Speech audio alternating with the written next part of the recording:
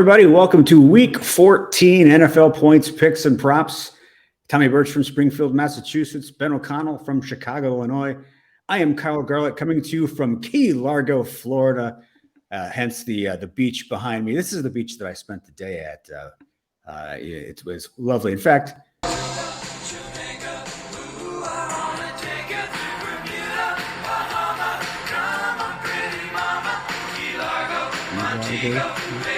All right. We'll turn that up before the Beach Boys want to sue us.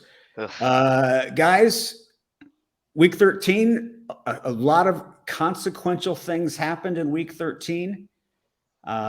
We obviously, the big game between the Bengals and Chiefs, the Bengals are for real. Joe Burrow, that clutch, that third down throw he made to cinch the game, to not have to give the ball back to Kansas City, that window he threw into was about the size of my hand, and it was. I mean, he's now 3-0 in the last 12 months against the Chiefs. The Bengals look like they could be a Super Bowl team.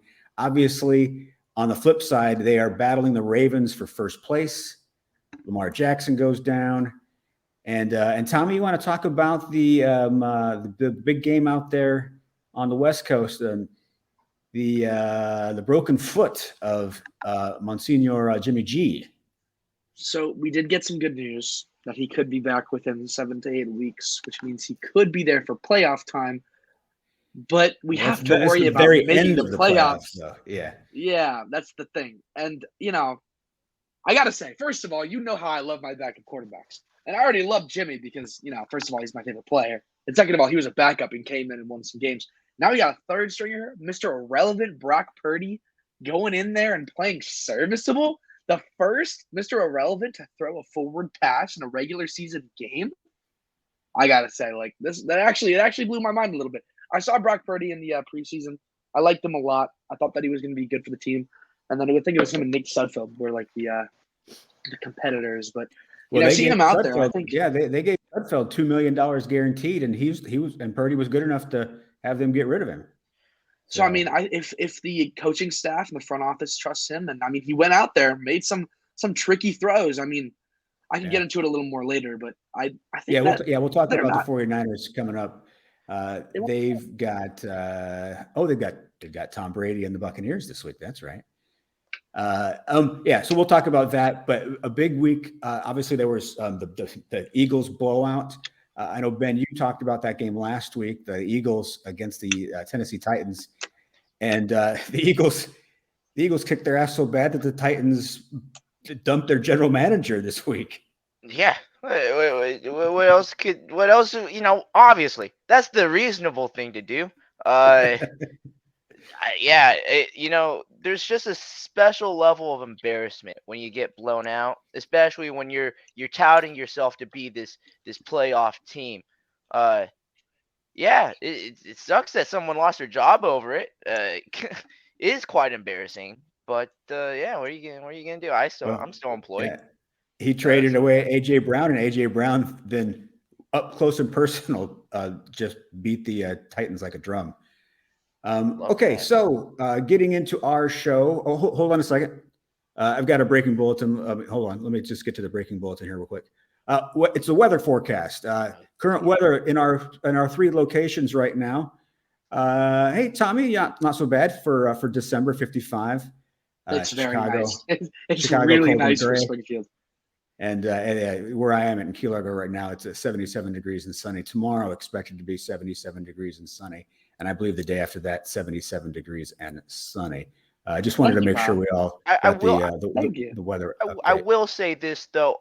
Here where I am, right on Lakeshore Drive, don't want to brag. Yeah, I can afford the rent. Right here on Lakeshore Drive, the wind off the lake definitely makes you not believe that it's 39 degrees out. I promise you that. The wind here carries knives. It's crazy.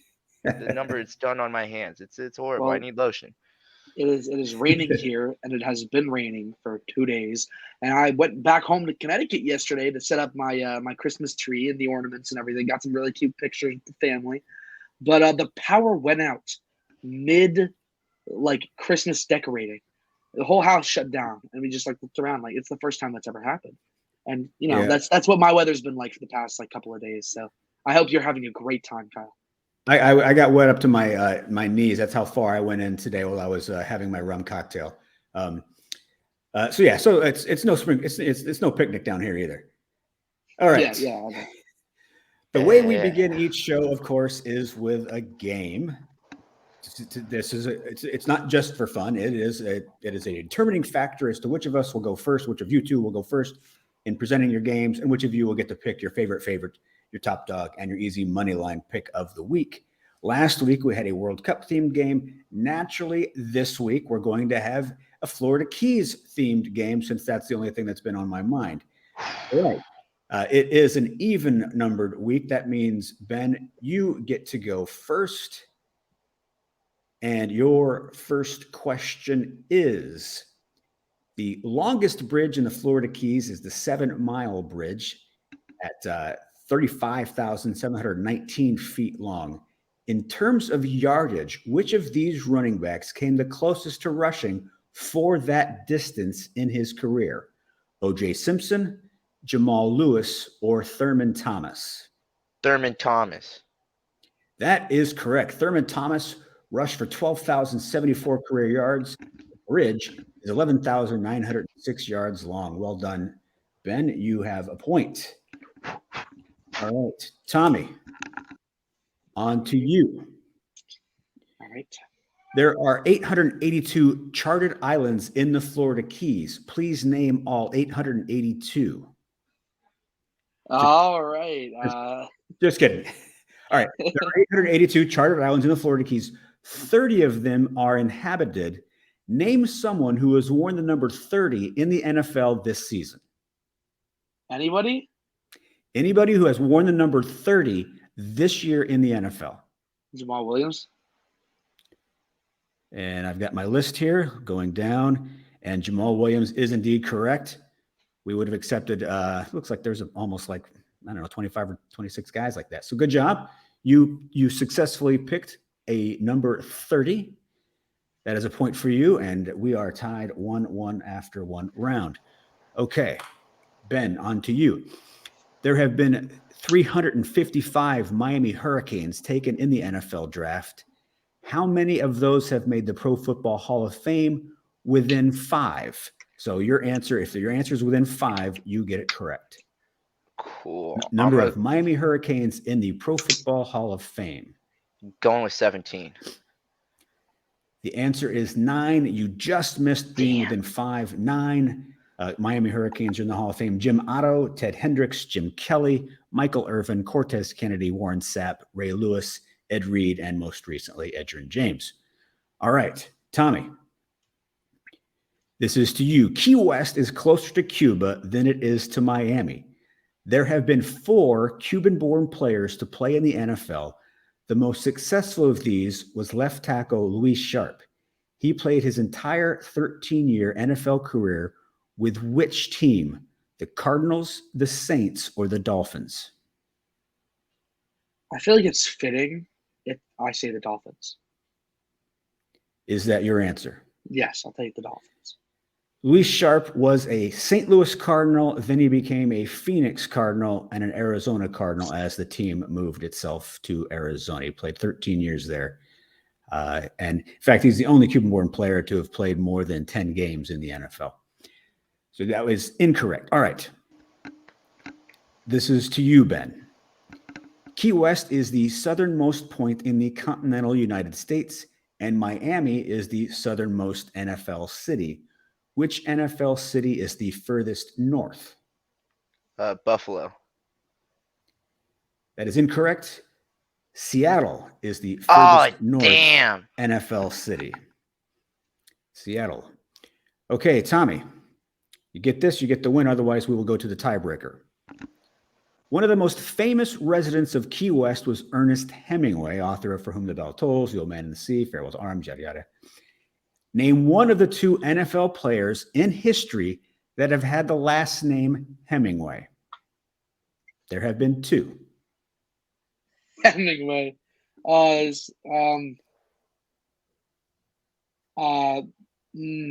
I'm gonna say John, just because it's so. What a great guess. Junior Hemingway was a wide receiver. He played at University of Michigan, then was with the Chiefs.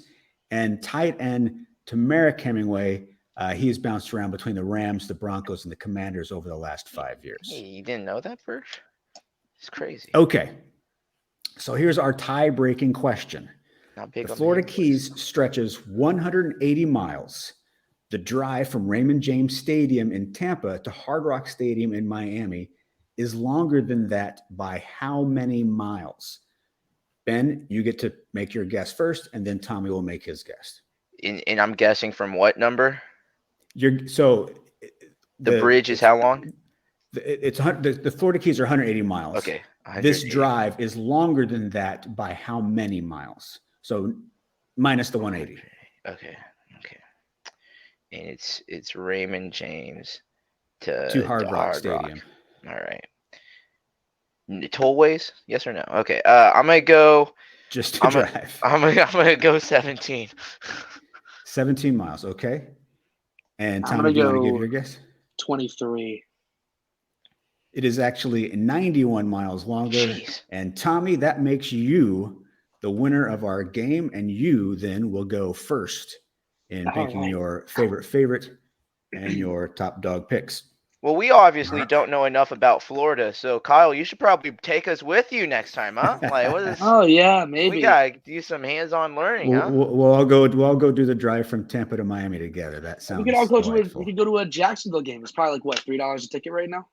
That's rough. Hey, who wouldn't want to see who's healthy for them anymore? Who knows? All right, Trayvon Walker, who hasn't really played like at all. Tommy, you are going to move to the big box as our first presenter of the evening. Let's get the ticker going for everybody. Those are point spreads provided to us by USAWager.com, our sponsor here. And Tommy, your very first game, please. Coming off of a hot week for me, I'm trying to, maintain my consistency. And this game feels like one of those games that could get me there. So I have the Ravens traveling to Pittsburgh to play the Steelers. And I think I'm going to have to go with the Steelers minus 2.5.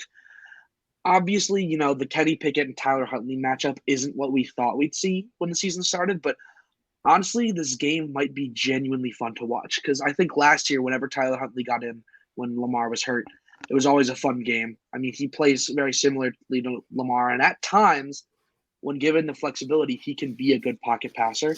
But regardless, I do think the Steelers win this game and a bit comfortably too. I mean, they only scored 13 against the Panthers and 10 against the Broncos, which is definitely not a good look. And the Steelers are 2-1 in the month of November, which is like kind of surprising for the Steelers. Oh, just to clarify, the Panthers and Broncos was the Ravens. But with their only loss being a close 37-30 game against the Bengals, I think that, the Steelers have been playing pretty well, pretty consistently throughout this month. And without your starting quarterback, who made basically the majority of your plays on offense, I think that having a more well-rounded, to an extent, offense for the Steelers is going to come into play. So I think the Steelers minus 2.5 is the way to go here. Well, I don't think there's a starting quarterback in the league more important to his team than Lamar. He is the entire offense. There's no other weapons to pick the offense up. So obviously, as Lamar Jackson goes, that offense goes. Like you said, Tyler Huntley does play a similar style, and we did get to see him last year when Lamar Jackson was hurt. He played those Steelers the last week of the season. This was the Week 18 game against Pittsburgh. He was 16-31 for 141 yards, 2 interceptions, and 3 sacks. He was not good against the Pittsburgh Steelers last year, and I don't think he'll be good against them again this year. TJ Watt is obviously back and healthy and playing well. I think Kenny Pickett looks better and better each week. Not good, but when you compare him to where he was, he is growing, and that's obvious. And I do agree. I think the Steelers cover this spread. Yeah, don't forget the emotion of this game either. Steelers are playing at home. That's a hard place to play, especially when you're a division rival that is primed to have an upset and really shake up your postseason aspirations. The Steelers are in prime position to really screw with some plans there. I love the Steelers minus 2.5. Yeah, I know some Steelers fans. They absolutely hate the Ravens with a fiery, burning passion. So that's going to be a loud stadium for sure. Thank You goodness I couldn't gotta care less because Steelers fans are the second worst fans in the NFL to the Dallas Cowboys, of course. Send your emails to Tommy at NFL Points, Picks, and Props, please. this truly though is like one of the great division rivals in the NFL though. Like we can't take these matchups for granted. Like because there are some division rivalries that just stink. But you know what? When you can get divisions like the AFC North, the AFC West, the NFC East, like darn, those are fun games. They're always competitive. This one should be a fun one, no matter who's playing at quarterback for Baltimore. And just to clarify again, like Kenny Pickett and Tyler Huntley, although they are not great at their positions, there's always something to watch when they're playing. They're always out of the pocket. You always it gets your heart racing whenever like a play gets a little mixed up on offense. I think it'll be fun to watch. Well, in a weekend where we may get C.J. Beathard getting a start, I'm not that all. Don't disrespect C.J. Beathard. I will happily watch Tyler Huntley. That's my former Niner right there. Yeah, former Niner because he's not any good. All right, let's go on to your next game. This one's going to be a barn burner down there in Texas. Yeah, so I had some original plans that I really could not explain with any words at a reasonable level. I was gonna pick the Houston plus 17, and then as I'm trying to type my write-up for this game, I'm just thinking, I'm like, how in the hell do I explain Houston coming this close to Dallas after the whoopings that Dallas has put on significantly better teams? So then, of all teams to bet on for scoring a lot of points, I was thinking it's probably Dallas. And although I'm very skeptical of high point spreads, Dallas has beaten this specific spread 4 times already this season on clearly more formidable teams. If you can outscore the Vikings by 37, you can outscore the Texans by 20 less than that. So Dallas minus 17 all the way. Well, it's interesting because this is the biggest point spread of the season so far. The Texans giving up 17 points. Twice last year, they were underdogs by 17 points as well. And like you said, it's a little unnerving to take such a big spread. But this is what the Texans did last year when they were this big of an underdog. The Arizona Cardinals were favored by 17 against them. The Cardinals won 31-5, easily covering their spread. Then they were 17.5-point underdogs against the Bills. They lost to the Bills 40-0. Then you've got Dallas, who has the largest point differential in the NFL at plus 129, and the Texans, who have the worst point differential in the NFL at minus 99. If ever there was a team that is primed to lose a giant point spread, it is the Houston Texans. Yeah, I don't know how long this game is going to be on the TV before they switch it to a more competitive game. Like I'm pretty sure you're not allowed to what's it, televise torture. This is inhumane things that will be happening down in the heart of Texas. I hope everyone's prepared for that bloodbath and that someone's got a mop. After a 3-score shutout in the first quarter, I'll probably switch over and watch some tennis or something. I don't know. That Red Zone guy's going to be tired. He's going to be like, we're back in Dallas. All right, this one's going to be a much better game that you have here, Tommy. Yeah, I mean, much better, but still not great. Carolina's traveling to Seattle, -4 for Seattle. I mean, excuse me, I think that every Seattle game so far that they've played at home, I've picked them as far as I'm concerned, and I'm going to keep that consistent. I think Carolina and Darnold magic, it's gone. I mean, I was talking about it before. The Darnold magic is it's the unknown, the air of unknown, and now it's not unknown anymore. We saw Darnold play, and he played okay. But he always plays good in the first game, and then it just like starts to slow down a little bit. Seattle's going to whoop them. And you guys know how much I love bye week teams. I always vouch for bye week teams regardless of the situation. But with Carolina as the bye week team, I still think that Seattle is going to take this one. And I have a little bit of a fun fact for you, a little Kyle fact for you. Since week 6, Geno Smith has not had a game with a passer rating under 100. So although the Seattle team has not been consistently good, like they've had little slip-ups and a couple of losses closer to 500 right now, Geno Smith has not been the reason for it. He's going to tear apart the Panthers, and it's going to be in a dominating fashion. So the Seattle -4 seems like a lock for me. Well, yeah, like I said, Geno's been fantastic. One of the reasons the Seahawks have had slip-ups is that Kenneth Walker has kind of disappeared. His Offensive Rookie of the Year campaign is beginning to slip away. In the last week, he only had 36 yards, and he got injured in the game, which is why. But the weeks before that, he had 17 yards and 26 yards. They're struggling with running the football. They lost those 2 games, his 17 and 26-yard games. And they really are fighting for their playoff lives right now. The Panthers, ironically, may be right now playing the best football of anybody in the NFC South. Sadly, because of their horrible start, they really have no chance to catch the Tampa Bay Buccaneers. But I think this is going to be a really good game. I am cautious about touching it because I think it could be a field goal game. And but obviously, Geno Smith could go off, and Seahawks could win by 10 to 14 points. So I don't love either side. But I do think that the Panthers, if there's a team primed for an upset on the road, it is the Panthers, just because of the way they played on defense. Yeah. My thing here on this one is just the Seahawks are licking their chops when they see Jimmy G go down with that injury, because all of a sudden that 1-game lead seems super obtainable for them.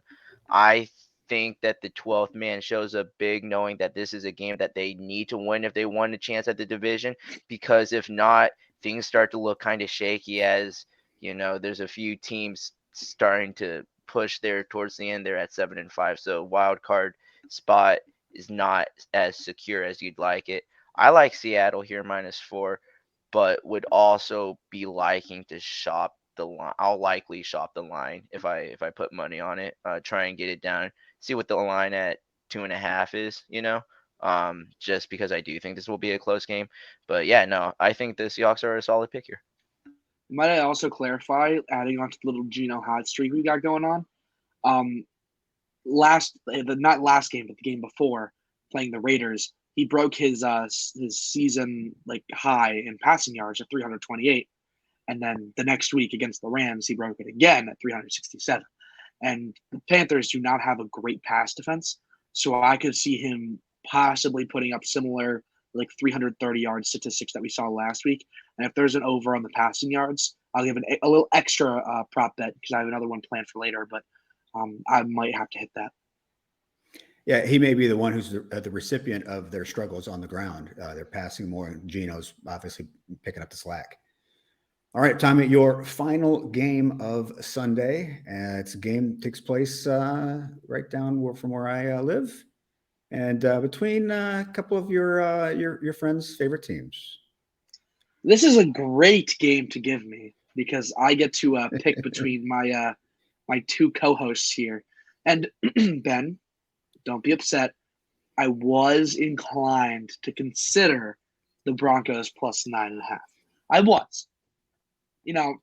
After scraping together a win for me last week, because the Denver spread was +8.5 last week. They covered very comfortably. I was maybe thinking that I should give them a shot, but I guess it would seal the bragging rights for Ben this year, because his team beat both me and Kyle's teams. If the Broncos cover the spread and money line here. So I think out of spite, mostly out of spite. I mean, we all know Kansas City's going to win the game, but out of spite, I have to pick the Chiefs -9.5 against the Broncos. And, regardless of spite, I'll talk in a little bit of, football and logic terms here. KC doesn't like to lose. They don't. They're not a losing team, and when they do lose, it's not fun. And I think that Andy Reid might let him off the leash a little bit. Say, hey, we need a confidence booster game this week. You guys can keep scoring, because we all know that Andy Reid likes to take it off the gas a little bit when they get hot and they're taking over. I think this week that's not going to happen. After the loss to Burrow and the Bengals again, I think that Chiefs offense, even if they get up by 2 scores, they're going to keep throwing the ball. They're going to keep getting the ball downfield. They're going to get up by 3 scores. It's just going to be a nightmare. Casey's going to put a pounding on Denver, and I'm sorry to make this pick, but I am the mediator in this discussion, so it is my obligation to pick the Chiefs -9.5. Well, so the Chiefs have beaten the Broncos 13 consecutive times. It's easily the longest streak in the history of this rivalry. It's not a contest. Back to 1960. That's 13 straight wins for the Chiefs. Damn it. They are 10-3 against the spread in those 13 games. So overall, they do really well against the spread, certainly during this streak. But 2 of the last 3 times the Broncos have covered the spread were the last 3 games. They covered the spread in 2020, and then the last game last year in Denver, the Chiefs were favored by 11 points, and the Broncos covered that spread. The Chiefs this year only 4-7-1 against the spread. I don't think they come off the Cincinnati game having a letdown, but I do think that it is quite possible that the Broncos keep this to within a 7 to 8 point game, and that they do in fact cover the spread. The Chiefs just aren't good spread coverers right now. They win, and they will win. But I would not be surprised if this game is not put away until the fourth quarter. And I personally would not bet on the Chiefs here. I don't think I'd bet on the Broncos either, but I would not bet on the Chiefs just because.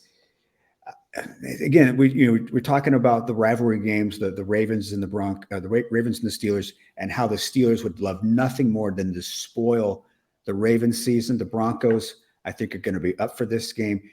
The Broncos season is lost, but the way they can save it is by making things harder for their rivals. And this is one of those opportunities. I think they'll be up for this game. Again, I don't think they'll win because they just don't have the talent, but I think that this could be a closer game than this point spread indicates. Well, I'm glad that me and Kyle agree on one thing. Because, it's nice to know. As Tommy should know and remember, the Broncos have lost 3 games this season by only a mere 1 point. And the Broncos defense is looking absolutely stellar. And this is the game that's circled for them. The season is absolutely lost, but this is where you go make your money. This is the game that you get paid, by Denver for to show up and play for. And if you want a nice contract, this is the game that you show out for. The Broncos will be ready for this one. They'll be ready again on New Year's Day in Arrowhead. We are ready to go 2-0 in this series and just absolutely throw a wrench in the Chiefs' plans. I mean, the Chiefs have been playing so poorly. They got this game flexed out of Sunday night, Like, who wouldn't want to see this rivalry in Sunday night? But Patty and Mahomes over there just couldn't do it, Just couldn't play under the pressure. What can I say? I love the Broncos plus 9.5. I love them to win the game, whatever that moral victory may be for Russ this one. We'll see what goes on. All things serious, I do think that this defense is really excited to play this offense. I mean, this is why you come play defense in Denver, is to play against the Kansas City Chiefs right now. Dude, they are. This is where you test yourself. This is where you show off your skills. How could you not want to play against the best team in the league or whatever? I'm gonna take the Broncos minus 9.5, but I definitely have the Chiefs winning in the 5 to 7 point range, which is a dominant win against the Broncos team. I think we can agree because it's hard to score on them. Yep. All right. Well, that'll be interesting to watch. Yeah. Be careful about circling games on your schedule because the Chiefs said that they had circled the Bengals game on their schedule, and it didn't go quite so well. So, oh, it's okay. We already cut the person that fumbles on our team. hey, no, that we You know. picked him up, and you picked him up, and see what happened. He just passed it on to a different player. He has not. He has not put on a Chiefs uniform yet, and he will not. All right. Thank you, Tommy. Appreciate that. You are now done with your games. We're going to move on to Ben and his games. And Ben, your first game, you talking about these division rivalries. We got the good old NFC East. Let's just talk about big brother smacking down little brother for a little bit. I love the Philadelphia Eagles line at a nice tender -7 here. The Giants are coming off of a tie, a draw, inspired presumably by the World Cup. We have to assume. We don't know where they got this idea from. Colts and Texans. But here we are. I think that Philadelphia, coming off of just an absolute barn burner over a solid Tennessee team, will just take it to division rivals. Usually, this game is a close one in the NFC East. I just don't feel it right now. New York is on this slow decline. And, if you really think about it, it's something that Kyle was talking about earlier in the season, how just a few plays can dictate the narrative of a team, especially early on. What if that, Tennessee New York game, week 1 goes differently? What if a couple things early on go differently? Are we as hyped about this Giants team as we once were? I'm not sure. And I think that the hype is starting to even out. I like the Eagles -7 here. I also got a prop on this one. I like the Eagles to win in a barn burner. I have the Giants under 2.5 touchdowns and the Eagles over 2.5 touchdowns in a single game parlay. I'm getting that at +130. I just don't see the Giants finding a way to score. Presumably they're going to be rushing the football a ton, and the Eagles kind of have proven that though it looked like the weak point, they've solidified it, especially with bringing Sue in. So yeah, I just like the Eagles to win big here. What can I say? Well, the last time the Giants beat a team not named the Houston Texans, it was October 23rd, and that win was against the Jacksonville Jaguars. This is the Giants team we expected to see. What we're seeing here these last 6 weeks. Brian Daboll did a wonderful job with smoke and mirrors, taking a team that was really they just didn't have the same talent level as anybody else that they were playing. Daboll did a great job to get the most and wring the most out of that talent, but that he has wrung it empty. There's nothing left, and we're starting to see the Giants team that we expected to see. I think the spread is a remnant of the Giants being a 7-win team, even though they are not really a 7-win team when you look at them on paper. When you look at the way they've been playing the last 6 weeks, this really probably should be a 10 to 11 point spread, considering the way the Eagles are playing compared to how the Giants are playing. I would move this spread on up and see if I can't get even a better action on it. I like the Eagles to win this game by 2 touchdowns. I think that there's despite what Coach Daboll has done with the team, I think there's a very real possibility that after this week and the next, that the Commanders take them over in the rankings. Because, the Giants are slow, Commanders are hot. And then after everything that happened last week with the tie, you're seeing right now the Giants playing statistically the best team in football, and they're back to number 1 in the power rankings as well. And then we're giving the Commanders a bye week, and they're just playing again, but now they're playing at the Commanders' home field. This is dangerous territory for the Giants right now, and I'm totally on board with the -7 here.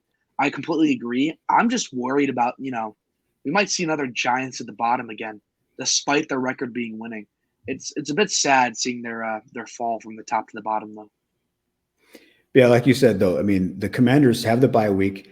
While the Giants get to go and get the crap knocked out of them by the best team in football, then they have to go in a must-win game against those same Commanders who are refreshed This we could be getting ready to read the last rites to the Giants' playoff hopes. All right, another team that, like the Giants, maybe a little fraudulent. The Minnesota Vikings and the Detroit Lions. Come on, what are you? It's a project. Let's talk about this Detroit Lions team. They got a coach that's got the players fired up in a division rivalry match. Oh my goodness, they're gonna be ready. Listen, if Campbell wants to keep his job, this is one of those games that you gotta win. At least look competitive. And I think that the Lions, I think that the most important part is they believe that they can do this. They've had so much recent success. They only lost to the Bills by 3. They put up a load of points against Jacksonville. They're feeling good. I I like the Lions -2.5 here. They're starting to see the Giants slip up in the rankings. They're looking maybe Seattle slipping. If they have an easy-ish end of the season, if they play up to it, you could foreseeably end the season with 9 wins. Is that something that we were saying about the Lions a couple weeks ago?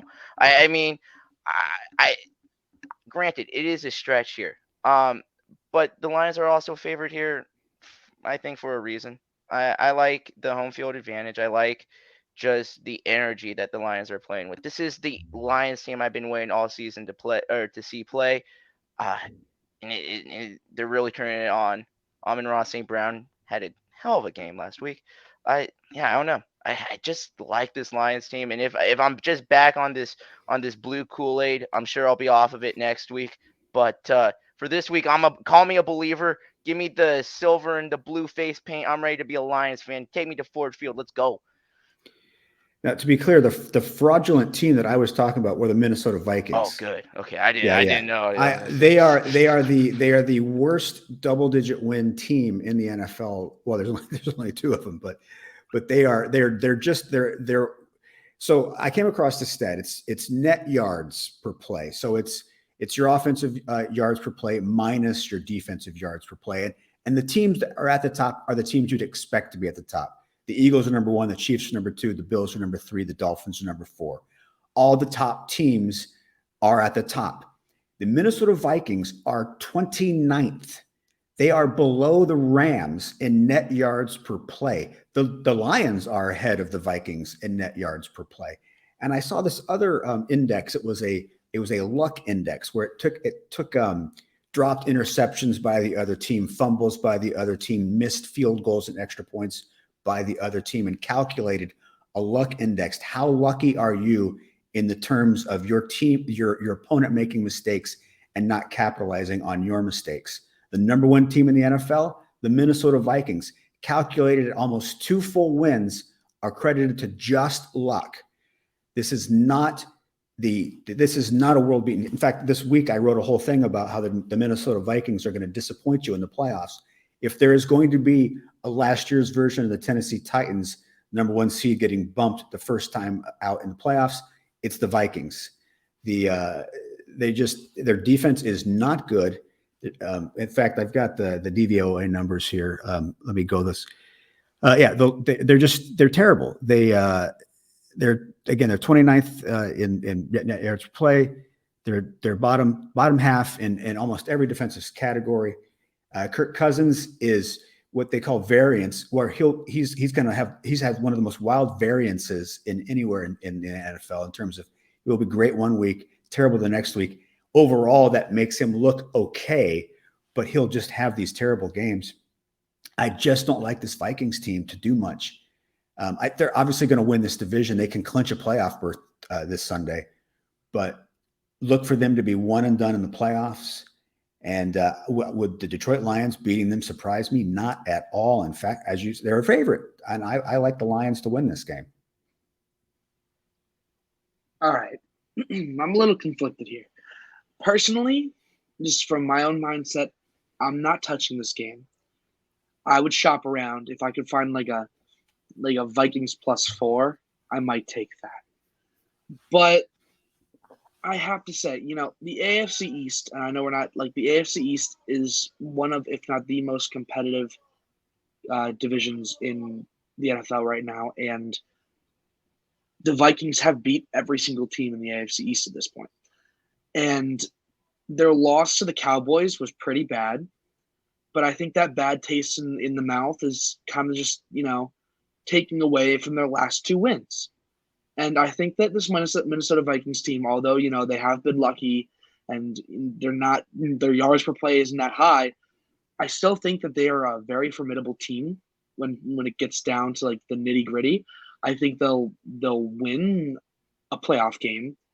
And I genuinely cannot find a way to pick the Lions over them, but at the same time I can't pick them over the Lions. So maybe if it was +4, I think I'm gonna have to go neutral here. I can't make a pick, but just go shopping. That's all I can say. It'll be a fun game, obviously. We love rooting for the Detroit Lions, For sure. just because we all want to take Dan Campbell out for a drink. All right, moving mine on. Would be apple juice. Mine would be apple juice. Yeah, obviously, yes. Speaking of the AFC East and 2 teams that have lost to those Minnesota Vikings, it's the rematch, Ben, Jets-Bills. Rematch that everyone's been waiting for. I'm going to take the New York Jets here at +9.5. They won last time by 3 points, and they intercepted Josh Allen twice. Do I think that can be replicated? Hell no. But the Jets are consistently keeping teams around that 20 mark, 24-point mark. I think that's pretty reasonable. My own prediction has this one 13-21 Buffalo. I just think that the spread's a little too wide for division rivals, where the Jets are still clinging to a playoff berth, and they may have found their quarterback. At least they found a quarterback that's willing to play for the team and take some responsibility. So that's step one. I just 9.5 seems a little too disrespectful to this New York Jets defense. I agree that there's a lot to be desired on the offensive side of the ball. But yeah, give me this Jets defense and give me +9.5 on New York. Yeah, it's the Jets defense is ranked 5th in defensive DVOA. They're 7th in defensive EPA. And like you said, they already have a win against the Bills. I can't see them losing by 2 scores. They're keeping teams close, and the Bills right now aren't blowing anybody out. They're just in win mode, and they're just counting the weeks until they play the Dolphins, and that'll be the big game for them. So I think the Bills get the win, but much like when we talked about the Chiefs and the Broncos, I think the Jets will lose this game handily, but still be inside the point spread. I think what has been a bit of a game changer for the Bills has been their defense, led by Von Miller, who is no longer active as far as I'm concerned, and Matt Milano.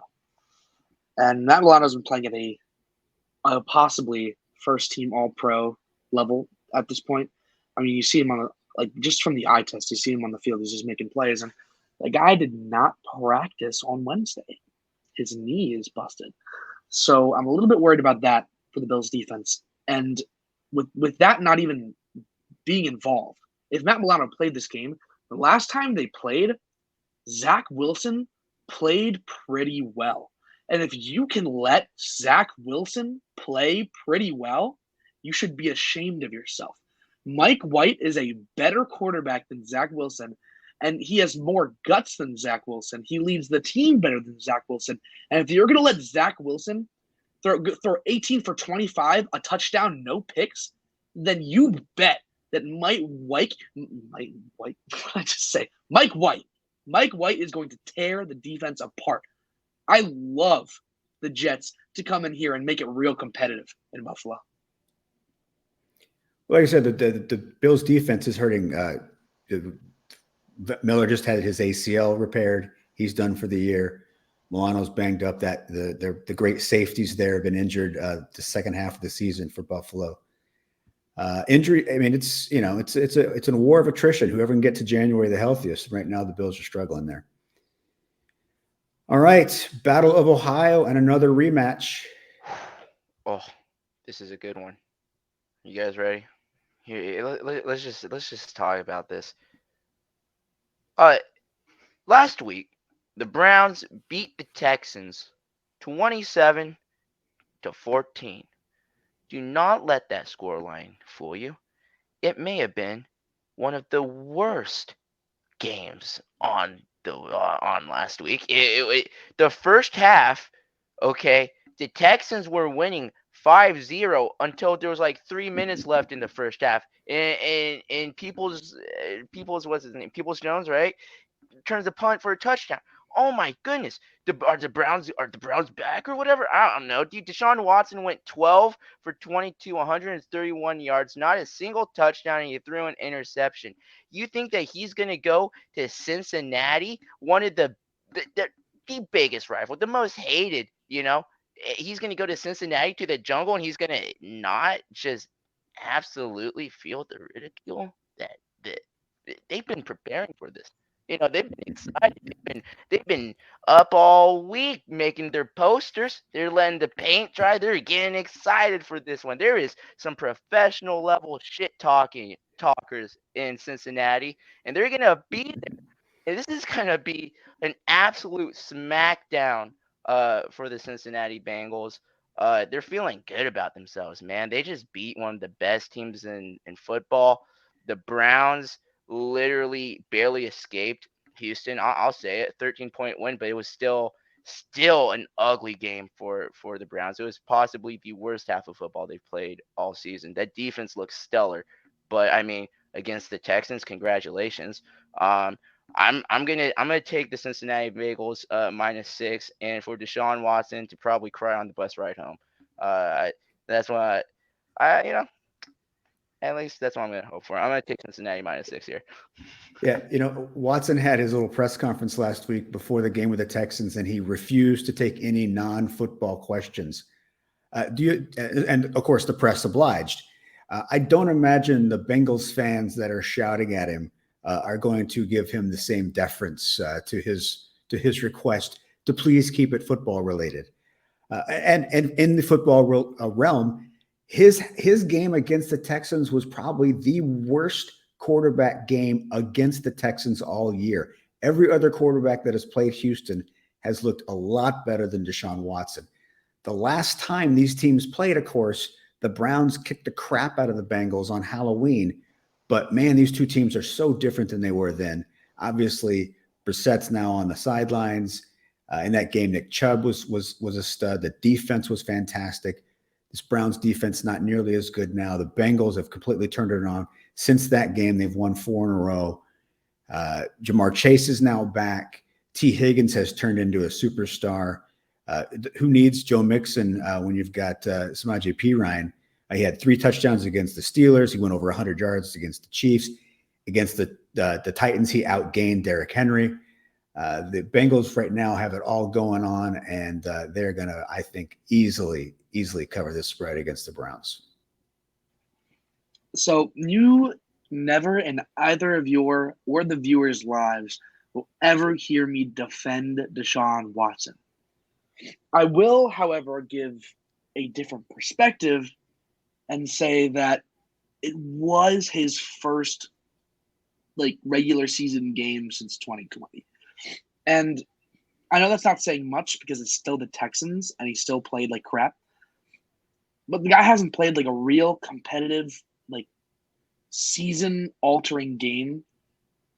And he didn't play well. He also played at the Texans, who was his old home. And if you look anywhere on the internet, you can just look and deep dive into the trash talk from those fans, which is there's some stuff being said that just very strong words. And, if you have a whole stadium just rocking against you and you haven't played in a while, you can't really expect to play great. And I mean, it's gonna carry. Like he's still gonna play bad against the Bengals, and I think the Bengals -6 is easily the pick here. But I think we might see a little bit of like little flashes of our old Deshaun Watson, and maybe as the season keeps rolling, we see a little bit better. But you can't really judge him based off of that first game, like we were talking about at the beginning of the season. Week 2 is the real week 1, and for him, that's going to be consistent. Well, he actually, there were a lot of Texans fans there that were pro Watson. There were a number of Watson Texans jerseys in that crowd. He's not going to get that kind of warmth anywhere else on the road this year. So he didn't face the full wrath that he is about to face. And the Texans haven't sold a game out in a while. That stadium was not quite as full as what we're going to see in the jungle there in Cincinnati. Look, I don't disagree that was a preseason game. His first game in 23 months. Obviously, there was rust, and he will shake some of that rust off. But it's really hard to know where his head is after what he's gone through these last 2 months. And of course, when I say what he's gone through, it's his own making. I am not at all feeling bad for the guy. Yeah, I do wonder where his head's been at, huh? Yeah, where his head has been at and where it is now, and what and I just going forward, I don't know that we're ever going to see the same Deshaun Watson. I mean, he was fantastic his last year with the Texans, and I just don't know that we're going to see that guy again. Yeah, and to that point, I think that this has also been a long enough break to bring into question, how many games is it truly going to take for him to actually be back into form? Like I would be surprised if I expect to see maybe 75%, full speed from him or whatever. Not full speed, but like performance wise by the end of the season. You know what I mean? This is still going to be like a new system and everything that he's piecing together, and then put together that long break. I think best case scenario, you really know what you got in this deal. Maybe week 5 of next year. Until then, you're just hoping that you didn't pull a Russell Wilson card here and flounder. But yeah. Yeah, I think that the hate that he's about to receive, I mean, this is gonna be your welcome back, and it will be brutal. And this is already just a team that already hates them. So everything's just lining up for this dude to get sacked like 6 times. And honestly, I might be here for it. I have another little side prop. What's the over under on him crying himself to sleep after the game? You got it. I'm thinking the over for sure. You gotta take the high on the tiers, man. I'm taking the over for sure. I'll take 7.5 tiers. Jeez. Yeah. All right. Thank you, Ben. Now it is on to my games, and my first game. Trevor Lawrence, man, he's great one week. He's terrible the next week, and now he's hurt. And he didn't practice on Wednesday. He has not been ruled out, but CJ Beathard did take snaps with the first team. He may be the quarterback on Sunday. He would be the 55th starting quarterback this year. Starting quarterback stable goes about 15 to 20 deep of actually decent quarterbacks. So we're pretty far down the list now with CJ Beathard getting a start. Titans are a little pissed off after they just got waxed by the Eagles. Henry didn't quite have the game he's been expecting to have. The Jags are not great on defense. They're not great stopping the run. I think you need to get on this line early, because if it does turn out that it is Beathard, this line is going to move considerably. But even at Trevor Lawrence with a banged up toe, I like the Titans here at home. This is an opportunity for the Titans to clinch this division. They are, or maybe not clinch it this week, but they'll put more daylight between them and the teams behind them, and just get back on the winning side of things as their season is starting to turn a little south. I like them here to really beat up on the Jaguars, who just can't be consistent enough to be counted on. I would just, I'd like to again offer a secondary perspective. CJ Beathard. Well, of course, I'm a little biased as a Niners fan, but the last time that we really saw him play in 2020 when he came in as a backup, he definitely was serviceable in the role. He threw for 787 yards, 6 touchdowns, 0 interceptions with a 63.5% completion percentage. He is one of the better backups in the league. He can come in and he's got that veteran, sense. I feel like again, this is a world of the unknown, and the unknown players have been very good to me. I think the plus 3.5 doesn't sound awful. I could see them keeping it at a field goal and, having a little bit of the run game going on, some check down passes. CJ is very good with those. I don't know. It's just there's something in here that's like, especially if the line goes up. If the line goes up to like a -7 with Trevor Lawrence being out, I would rock the +7. Never before has the phrase CJ's very good. Doesn't matter what ends that phrase. CJ's very good. That's not a sentence that we say in this league. Well, CJ has played fairly consistent, and I'm going to stick to my guns. And he's fairly consistently on the bench as a backup where he belongs. Brutal. Ryan Tannehill was almost on the bench too, so I don't know what to say about that. This is a game that the Titans need to win. Like, they just got absolutely embarrassed. Maybe fans weren't expecting them to beat Philadelphia, but fans expected them to at least make the travel and show up to the stadium and not have 11 fans in jerseys on the field instead. Is that was horrible. And this is a team that they can do it against. This is a team that they know well. I like Tennessee -3.5. And if you're leaving Nissan or Toyota, whatever that stadium is, and the Titans didn't cover 3.5, Titans fans, you should sue your team because they should be able to do this. That would just be false advertising at that point by your football team. This is a good team still. They slipped. They slip often. Okay, but I expect the Titans to come back. Yeah, I would take +7 too. I don't see the line jumping that way though. Maybe +5. I would jump on Jacksonville, but I like Tennessee -3.5.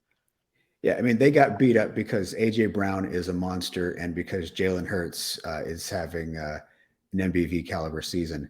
There's nobody, Christian Kirk, Zay Jones, they're not going to do an A.J. Brown imitation. I just can't see it. But it really swings a lot depending on whether or not Trevor Lawrence is going to play in this game. That'll be something everybody should keep track of as we get close to Sunday. All right, Tommy, here's the backup quarterback we can probably agree more on than we do CJ Beathard, and that is your good buddy Brock Purdy. Now, fun fact, Brock Purdy was born on December 27th, 1999. 4 days after his birth, Tom Brady played his final game at the University of Michigan and entered the NFL. Now, Brock Purdy gets to make his first career start against Tom Brady and the Buccaneers. So let's go ahead and remove the quarterback from the situation because that is kind of the unknown here. The 49ers defense is great. The Buccaneers offense is terrible. The Bucs were absolutely miserable for 55 minutes against the Saints. The Saints then allowed them back in that game and win that game. The 49ers defense is not going to let that happen. The 49ers defense is one of the top 2 or 3 defenses in the NFL right now. And there's nobody who's a better schemer, who runs a more quarterback-friendly offense than Kyle Shanahan. It's why they've been successful with Jimmy G, and I think it's why they will be successful here with Brock Purdy. It doesn't really matter what the quarterback does when the other team, the Buccaneers, aren't able to score. I think that the defense does its thing again, and all you got to do is just feed the ball to Debo, to Christian McCaffrey, to Brandon Ayuk, George Kittle. There's so many ways that this 49ers team can beat you. The quarterback is not a non-issue. Purdy will be fine, but he doesn't have to star, and this team will still win easily. I really like the 49ers to cover the spread. And Tommy, I know you have a prop from this game for Christian McCaffrey. Do you want to go ahead and tell us about that? Yeah, so I'll start with that, and then I'll go into my opinions on the game. So my prop for this game is McCaffrey to have over 100 yards from scrimmage and to have 1+ receiving touchdown. That is plus 500 money. And when you're playing with a third-string quarterback who is, serviceable with the checkdowns, they're going to run the ball a lot, and they're going to pass the ball into the flats a lot. And that is what Christian McCaffrey is good at. He's good getting out of the flat, his yards after the catch, yards after contact. That's what he's best at. And the 100+ scrimmage yards is absolutely feasible here. And then a receiving touchdown. I mean, getting a pass out of the backfield in the red zone is the best way that the Niners are going to have a chance to succeed, because we all know that when McCaffrey's in the backfield with a third-string quarterback, there's a decent chance they're going to run the ball, and they're probably going to stack the box a little bit. You have a little play action, like he just rolls out into the flat unnoticed, a little dunk down on the 3-yard line for a touchdown. Absolutely could see that happening. Plus 500 money is great here. But on to the actual game. I have a new appearance here from a good friend of mine, Frosty. And you know why I have Frosty here today? I have Frosty here today because Nick Bosa is ice cold. Now, Nick and Frosty have a lot in common in that regard because, Frosty's made of snow, 2 eyes made out of coal. But Nick Bosa is going to have a goddamn field day against that slow-ass quarterback, Tom Brady. I would actually rather have Kyle Trask starting this game than Tom Brady because of the dirty and unrelenting things that Nick Bosa is going to do to him.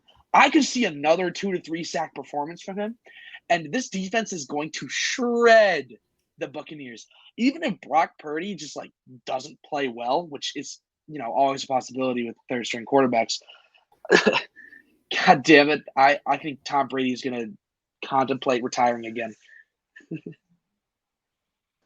Listen, the reason you have Tom Brady back there to begin with is so that if a defensive lineman comes in and does anything more than two-hand touch you, you get the flag. That's just smart football by the Buccaneers there. You send in Gramps, everything's rough in the passer on Gramps. I'm gonna go to bat for Brock Purdy though. Let me tell you. Let me take you back to Ames, Iowa, 2016 and before. A desolate football program. Income stud coach Matt Campbell, and it just turns the program around in 2017. He starts making some big plays in the Big 12, and then Brock Purdy shows up in campus from 2018 to 2021, and the Cyclones explode in the Big 12. All right, and that is in large part due to Purdy's play. And I like these players that are becoming bigger at smaller name programs. Josh Allen was the same way at Wyoming.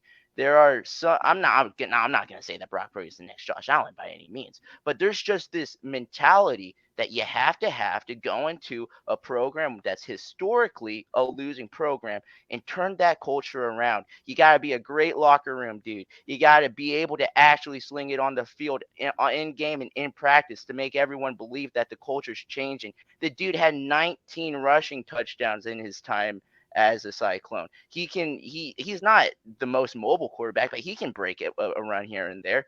I like what Brock can do. There's so many more quarterbacks out there in the NFL with a job that I would be terrified as my starting quarterback. You know what? Heck, even in Denver, I'm sure there's a few people who are jealous of just having a new dude back there to watch.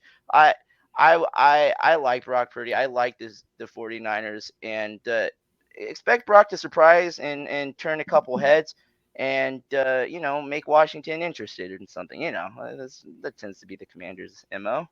Before we move on real quick, I also wanted to mention, we're talking a lot about Brock in college, but you guys know how I'm a college football player, so I like to watch film.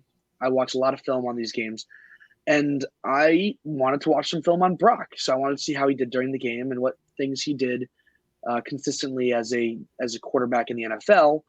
It was his first game, so obviously he was really late to make some reads. He threw some balls like a little bit late when receivers were at the top of their routes, making defenders, a little more easy for them to break onto the pass.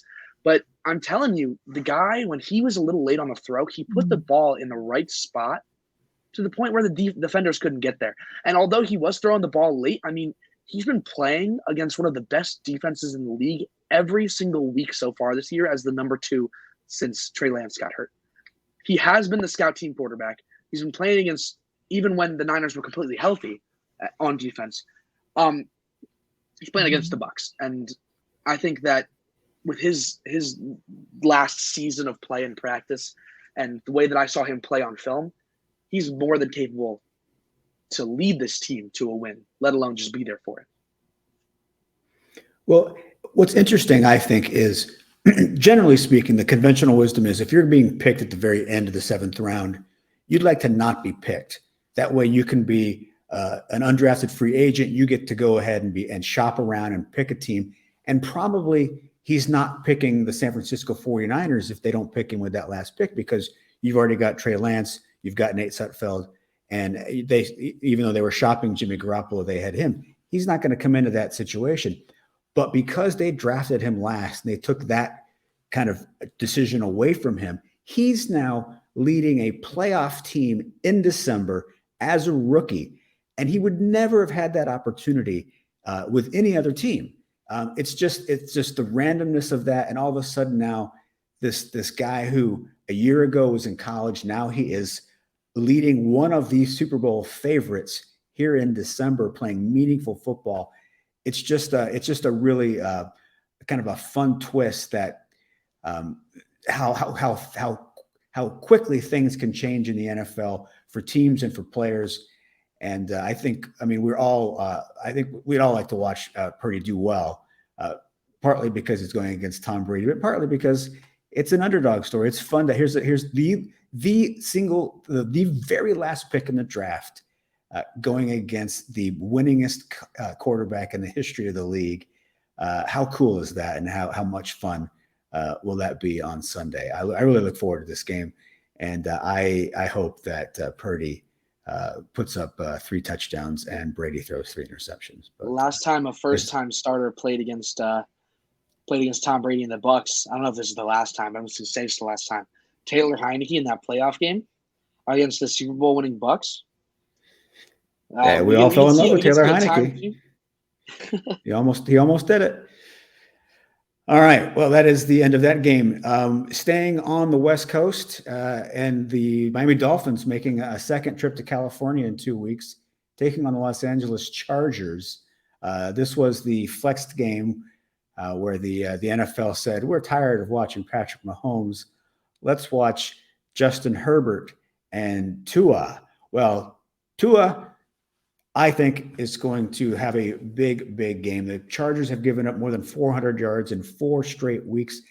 Even last week with the Dolphins getting beaten relatively handily by the 49ers, that was because of turnovers. They converted, or they averaged 6.8 yards per play in that game, which is incredibly efficient against a really good defense like the 49ers.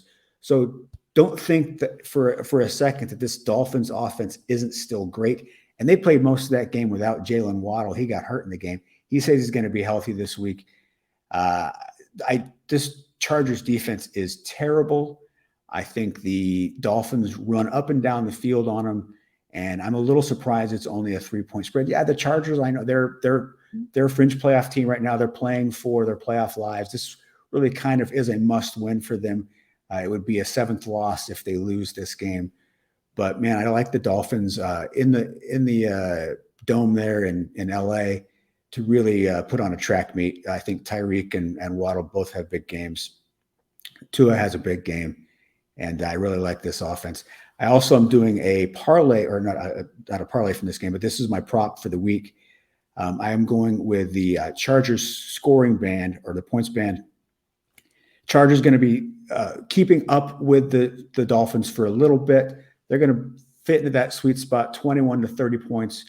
They're still going to score because Justin Herbert is good, but I don't think they're going to get more than 30 points. They're definitely not getting less than 20. I like this at plus 140 for them to fit into that scoring band, but still, I think we're looking at a 34 to 24 kind of a game for the Dolphins, and that's where I am going with that game.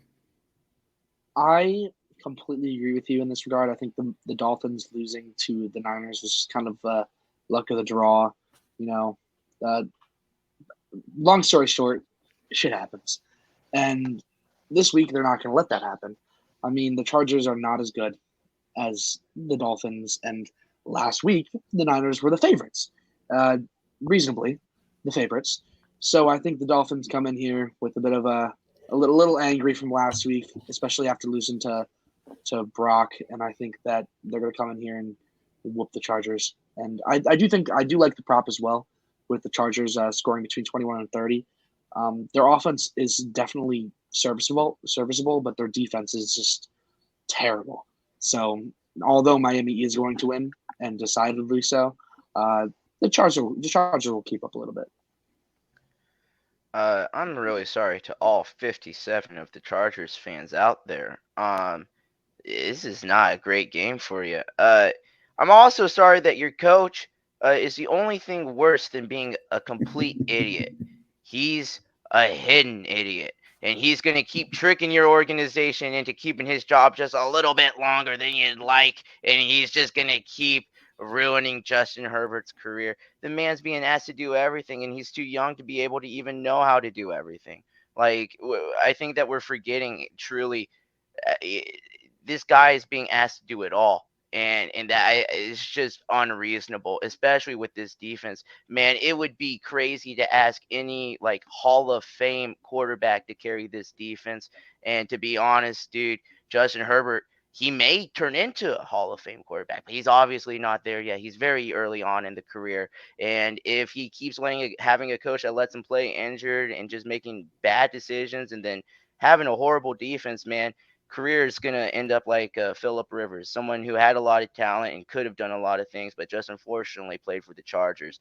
I'm going to have to go with the Miami Dolphins on this one, -3.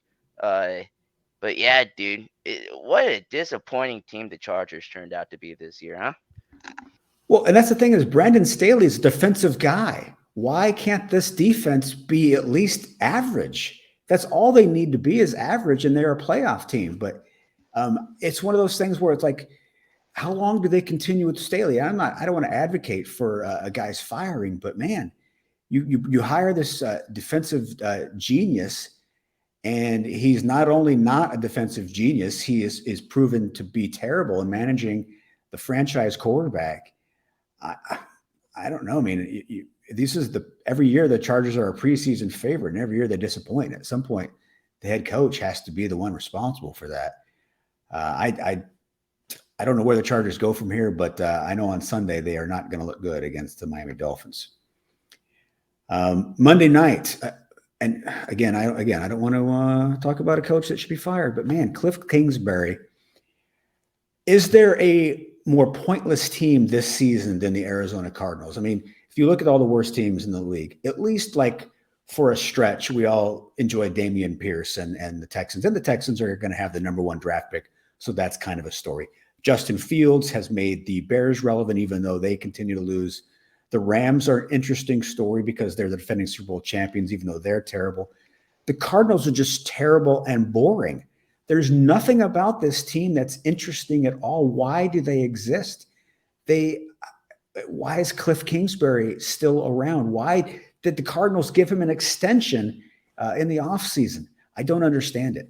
What the Cardinals need to do, I just said I didn't want to advocate for somebody's firing, and now I'm going to say it. Whatever it takes to trade for Sean Payton, dump Cliff Kingsbury, go ahead and eat the rest of that contract. Yes, you just signed it to him, but he's going to do nothing for you. Bring in Sean Payton. You've still got a window while DeAndre Hopkins is relevant. Have Sean Payton come in. Sean Payton could turn this team into at least a team that would be back to being fun to watch. They're not even fun to watch anymore, which is terrible to say because Kyler Murray should be always fun to watch. Anyway, this particular game, the Cardinals are. So I'm going to go with Bill Belichick, even though the Patriots are sliding and they've kind of lost their relevancy in terms of the postseason. I still like them here. I like Bill Belichick here to contain the Cardinals offense. Mostly, I just think the Cardinals are going to be bad, and that is why the Patriots are going to win and basically cover what's essentially a pick 'em. They'll win this game, and I'm sure after the game is over, I will still not have any reason to why the Cardinals exist. Yeah, the Cardinals are right now probably the most useless team in football.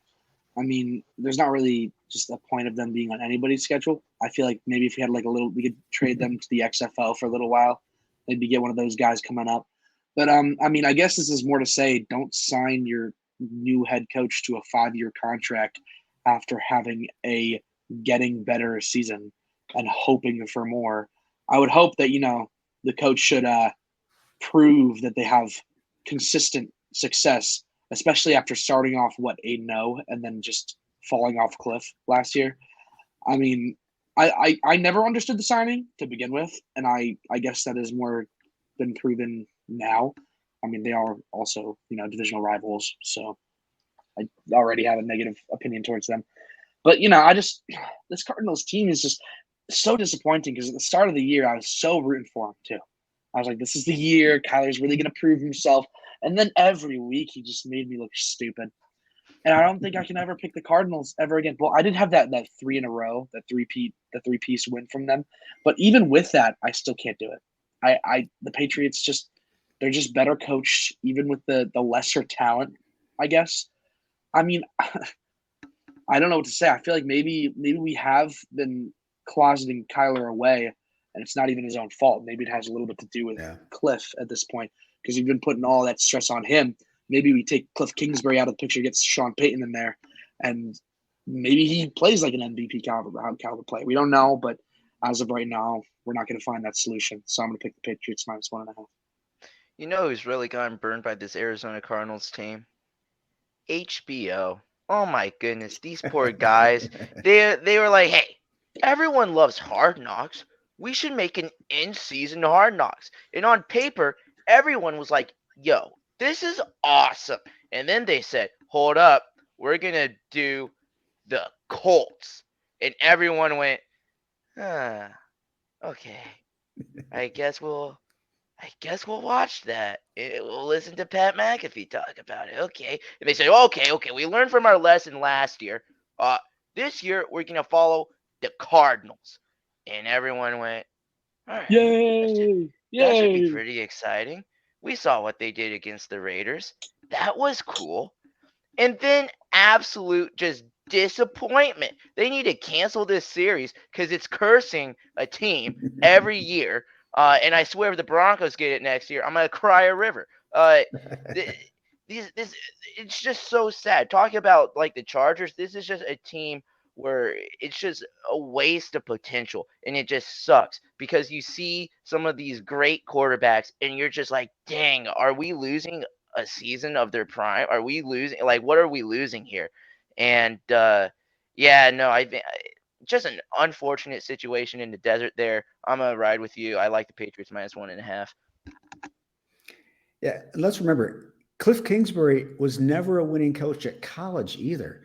Talk about a guy who has failed up his entire career. I don't understand it. We need Deion Sanders to coach the Cardinals right now. Yeah, he's gonna. Yeah, I mean, he's gonna turn Colorado around and then just go down the road to Arizona and make that work. Keep him in Colorado. Right. The state needs something in the football department. Jeez. Hey, Air Force isn't so bad. Yeah. All right. That is the end of our picks. We are now going to move on to our favorites, or top dogs, our easy money lines. Tommy, you proved to be the Florida expert in the group. You get to go first. Please tell us your favorite of the week. My favorite is going to be the Miami Dolphins -3. All right. I like. And your top dog, please. I'm gonna take the New York Jets plus 9.5. New York that is Jets. That is correct. Plus 9.5. Well done. And your money line pick. Let me call up the money lines here. Just You know what? I was talking about how I don't know if I could pick them before. But actually, you know what? I'm gonna double down on the Jets here. The Jets money line is Jets plus to win outright. 339 right now. Plus 339. Hey, they won before. They can do it again. Let me see here. There it is. I've got plus 340, so I'm going to give you plus 340. Give me the extra one. Thank you, Kyle. You're so good to me. You gotta get that dollar. You gotta get that dollar. All right, thank you, Tommy. Ben, your favorite of the week, please. My favorite is gonna be Dan Campbell and the Detroit Lions. All right, Detroit. What are they? 2.5 plus or minus 2.5? Yes. All right, your top dog, please. Oh my goodness! Can't you tell I'm a glutton for pain? I'm gonna go with the Denver Donkeys. My boys at 9.5. This is doable. It is. I think it's doable. So doable. Now, if you were to pick on the money line, I might question you, but on the point spread, I think it's an all right pick. All right, your easy money line of the day. Easy money line is obviously the Houston Texans. No, I'm gonna go with the Detroit Lions. I have them at minus 138. Detroit Lions on the money line are indeed. I've got them at 138. Yes, indeed. All right. So my favorite is going to be the Tennessee Titans at minus 3.5. My top dog, I'm going to go with the Carolina Panthers getting 4 points. And on my money line, I am going to go with the Baltimore Ravens at plus 125. All right.